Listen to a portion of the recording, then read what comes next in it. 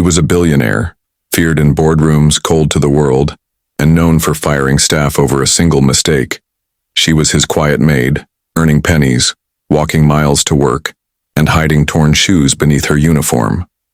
But one rainy evening, he secretly followed her and saw her kneeling on the street, feeding disabled strangers from her lunchbox. But what he did make her cry. Why would a woman with so little give so much?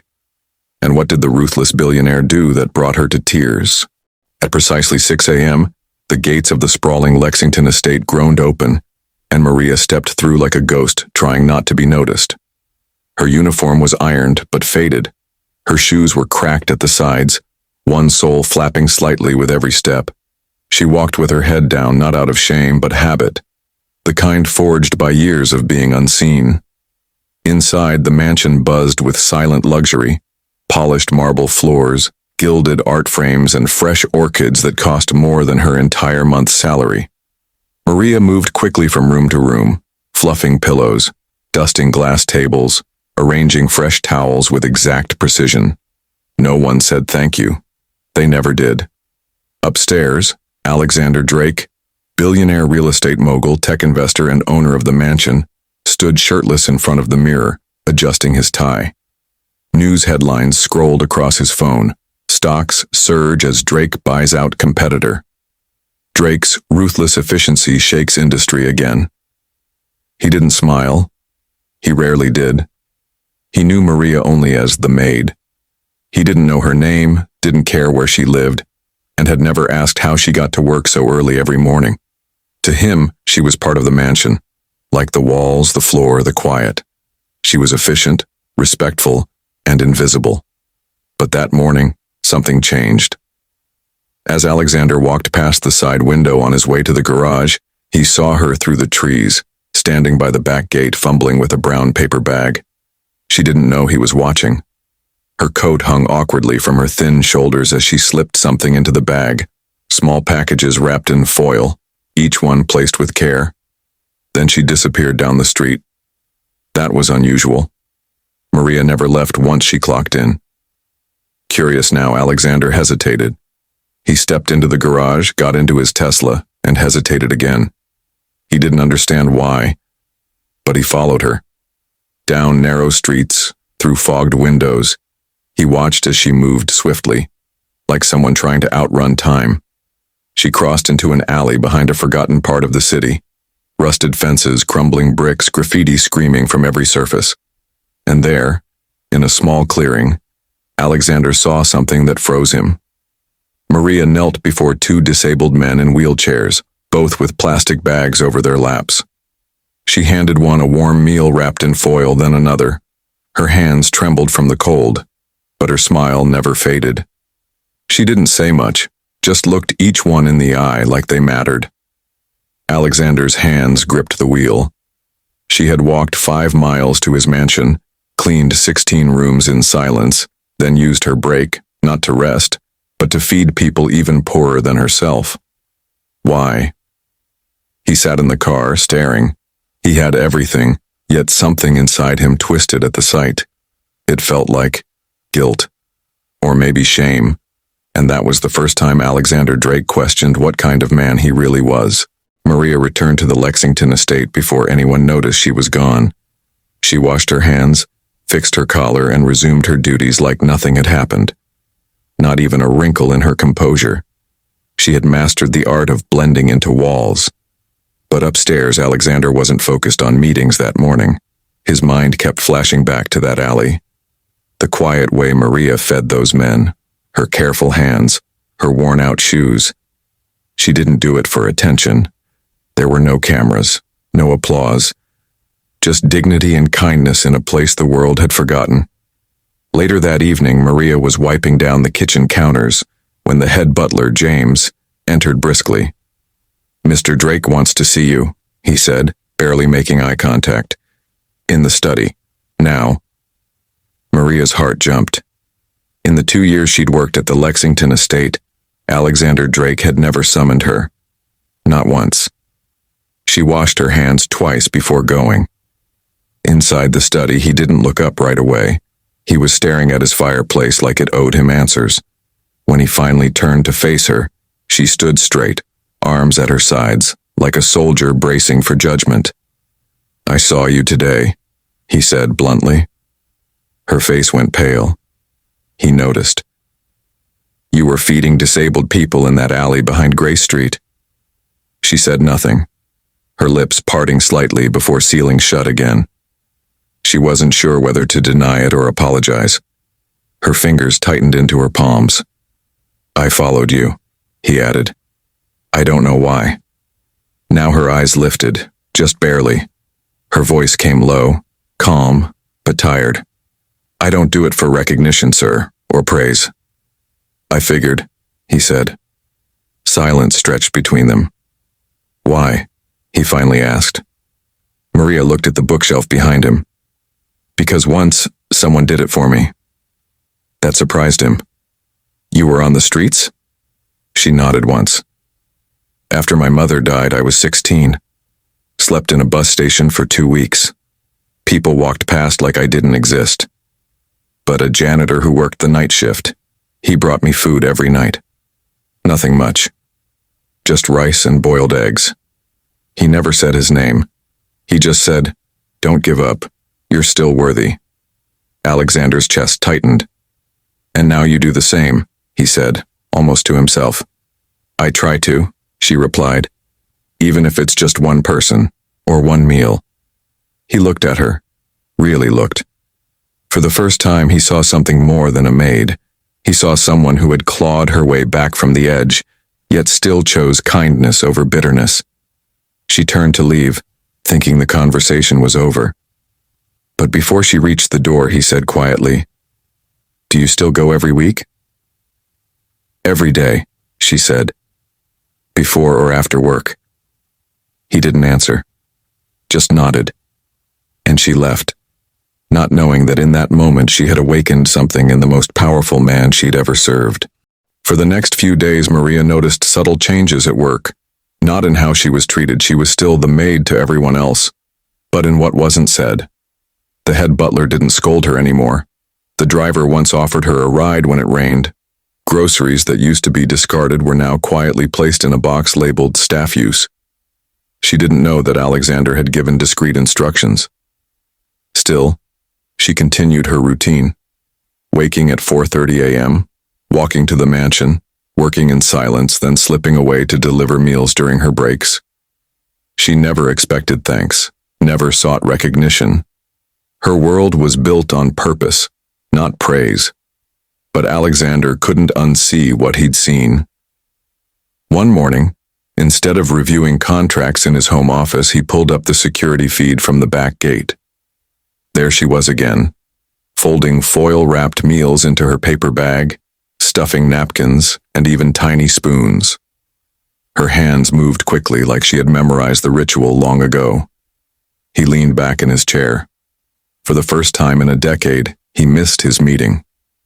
That afternoon, he called James. "Hire someone to follow Maria home," Alexander said. James blinked. "Sir? Not to invade her privacy. I just need to know where she goes, who she helps, find out everything, quietly." By the next day, Alexander had a manila envelope in his hand. Inside were photos, reports, maps. Maria lived in a rusted apartment complex 2 miles from the city dump. Her building didn't have working plumbing on the top floor. She paid rent in cash, always on time. Her stove was broken, so she cooked using a single hot plate on the floor. The meals she gave away? Cooked from her tiny setup, mostly from discarded or donated food. She spent over 30% of her wages feeding others.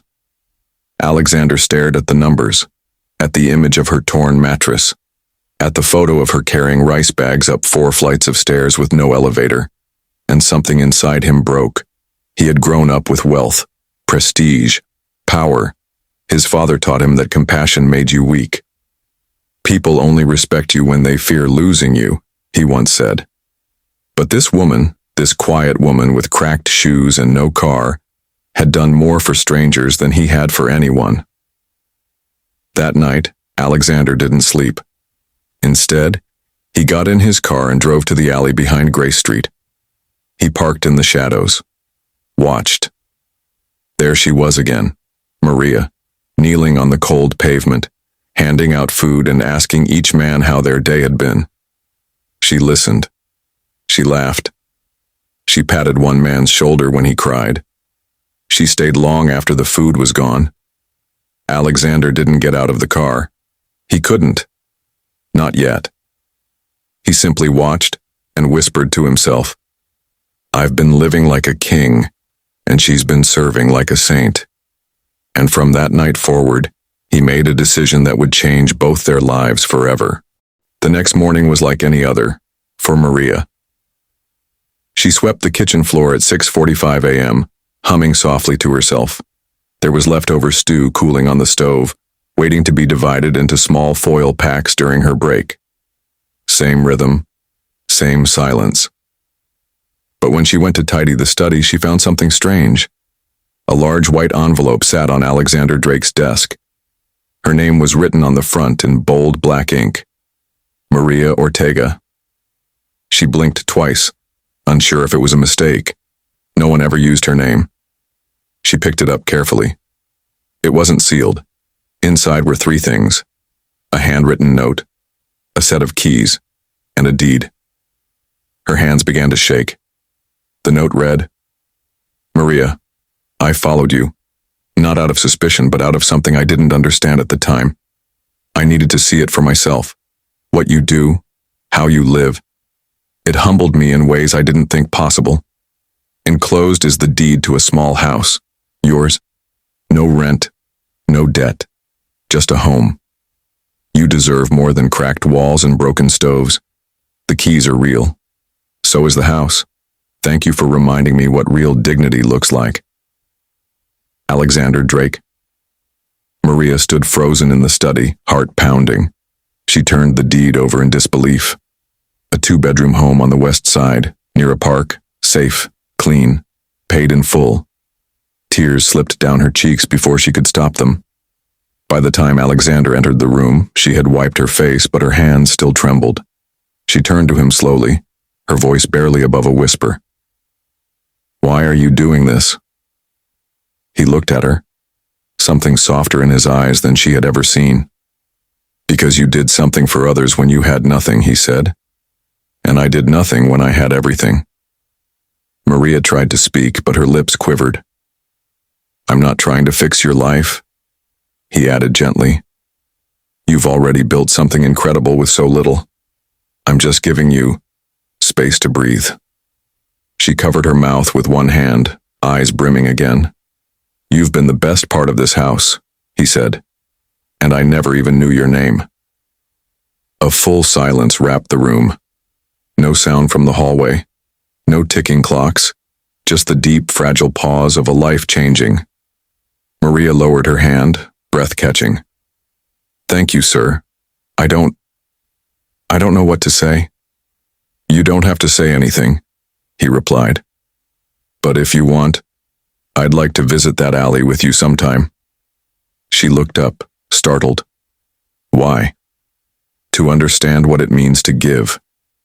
That afternoon, Maria walked home holding a single key in her palm, no longer heavy with foil-wrapped meals, but with something even greater. A future. 1 week later, Maria didn't walk alone. She stepped out of her new home, modest but beautiful, holding her usual worn paper bag. But this time, Alexander Drake stood beside her. No designer suit, no bodyguards, just a black hoodie, jeans, and the unmistakable discomfort of a man entirely out of place. In his hands he carried a steaming pot. Heavy. Full.